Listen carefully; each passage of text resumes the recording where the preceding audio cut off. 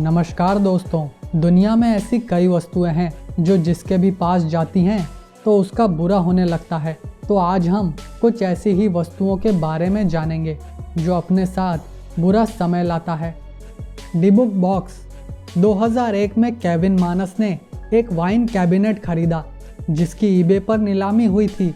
उसके तुरंत बाद ही उसे बुरे सपने आना शुरू हो गए। कुछ दिन बाद उसने इस बॉक्स को उसकी माँ को दिया और उसी दिन उसकी माँ को हार्ट अटैक आ गया।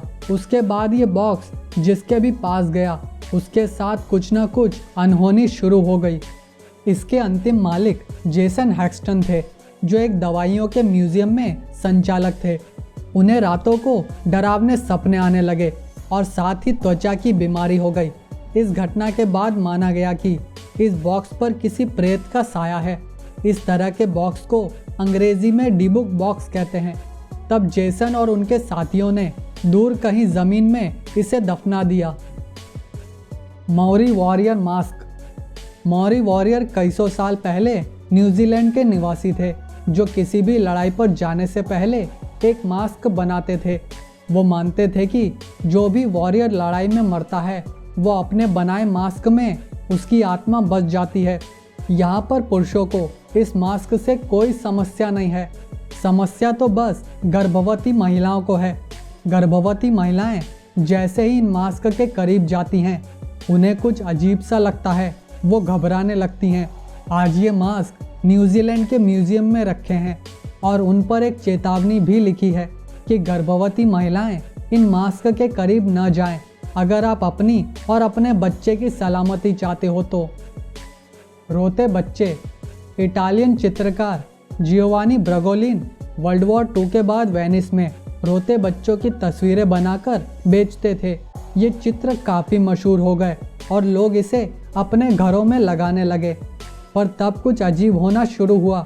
जिस भी घर में ये तस्वीर थी उन घरों में आग लगने लगी।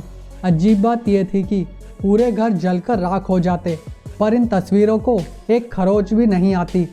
कुछ लोगों का मानना था कि ये चित्र कुछ ऐसे केमिकल रंगों से बनी हैं जिससे इनमें आग नहीं लगती है।